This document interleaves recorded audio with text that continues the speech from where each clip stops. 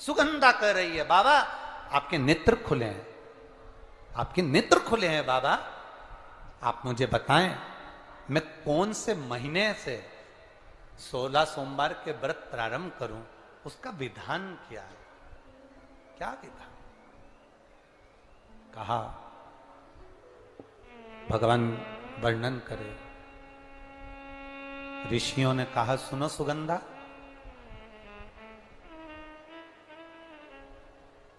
ये 16 सोमवार का व्रत कोई साधारण नहीं है। सुगंधा, संतान की प्राप्ति के लिए अगर 16 सोमवार का व्रत उठाया जाता है तो श्रावण के पहले सोमवार से उठाया जाता है। कब से उठाना चाहिए? श्रावण का पहला सोमवार। सुनो सुगंधा, यदि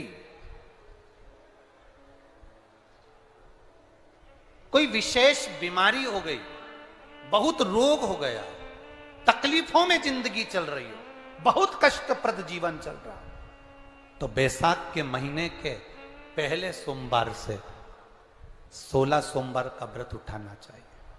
और सुनो सुगंधा, उत्तम वर, उत्तम घर, व्यापार, व्यवसाय, नौकरी, पद, प्रतिष्ठा,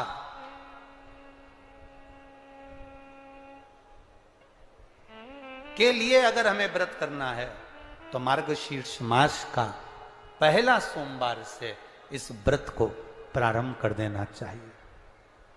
मार्गशीर्ष मास का पहला जो सोमवार हो उसमें इस व्रत को प्रारंभ कर लो।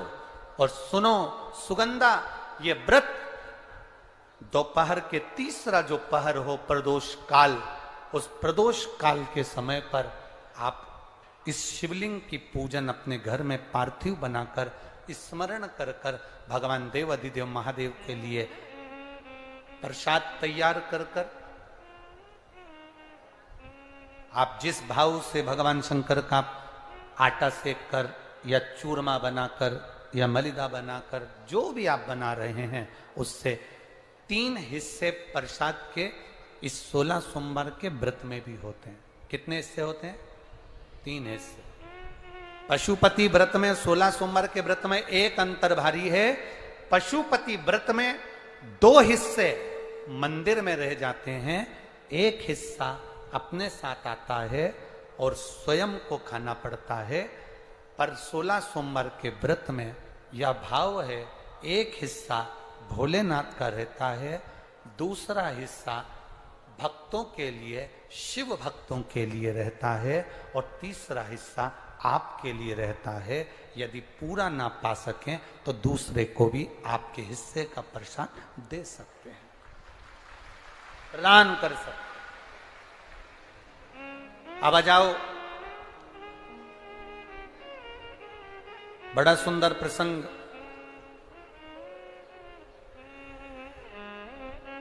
नरसिंह पुराण का आता है। एक बड़ा सुंदर प्रसंग आया।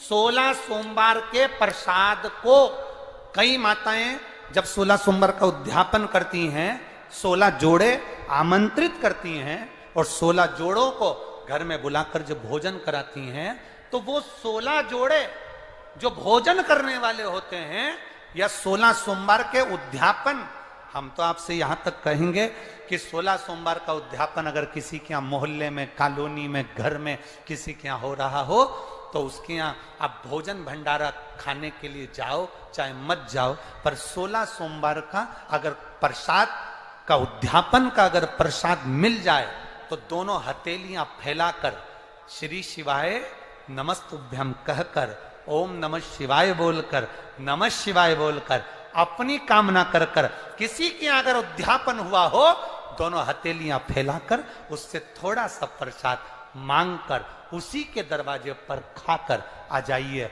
आपकी जिंदगी को सुख का अनुभव हो जाए।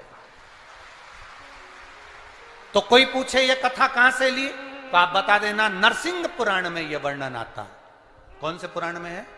नरसिंह पुराण में वर्णन आया कि एक बहुरोमा नाम का एक दैत्य था, एक असुर बहुरोमा।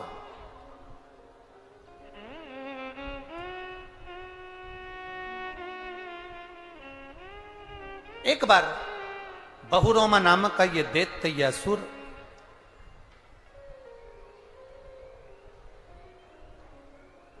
मार्ग से निकल कर जा रहा था और किसी एक ऋषिवर ने, एक गुरु ने, एक संत ने उस बहुरोमा दैत्य को देखा। नरसिंह पुराण का चरित्र।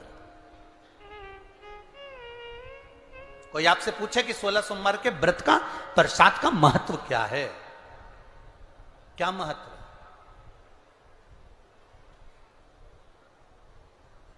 बहुत ध्यान देना, यहां पे माताएं पशुपति व्रत करती हैं। पशुपति व्रत अगर आप लोग करते हैं तो उसके 2 हिस्से मंदिर में छूटते हैं प्रसाद के। बोलो री जी हाँ, सही है। मंदिर में आप जो प्रसाद के 2 हिस्से छोड़कर आती हो, बहुत सारी माताएं व्रत करती है और वहां प्रसाद के हिस्से रखे रहते हैं। मंदिर का पुजारी हो, मंदिर के पंडित जी हो, या मंदिर की कोई नारी, कोई पुरुष, कोई बच्चा, कोई बड़ा, उस प्रसाद को एकत्रित कर लेता है और उस प्रसाद को जो भक्त लोग दर्शन करने आते हैं, जिनका पशुपति व्रत नहीं रहता, या जो दर्शन करने आए, या गांव के बच्चे हों, नगर के बच्चे हों, कॉलोनी के बच्चे हों, उनको वो प्रसाद जो वितरण किया जाता है, शिव महापुराण की कथा कहती है, हजारों हजारों अश्वमेध यज्ञ का जो फल प्राप्त होता है, वो मात्र वो प्रसाद के वितरण से और उसके पाने से प्राप्त हो जाता है। आप लोगों में से कोई माता ने करा कभी ऐसा? अगर कोई प्रसाद चढ़ाकर गया, पशुपतिनाथ व्रत का 2 हिस्सा छोड़कर गया, और बहुत सारी माताओं ने छोड़ दिया और वो सब चली गई, उसके बाद वो प्रसाद रखा रहता है, तो उसको एक तसले में, एक पात्र में एकत्रित करना चाहिए और उसको बांटना। हजारों अश्वमेध यज्ञ के फल के बराबर वो पुण्यता पशुपतिनाथ के व्रत को वितरण करने की, उसको पाने की।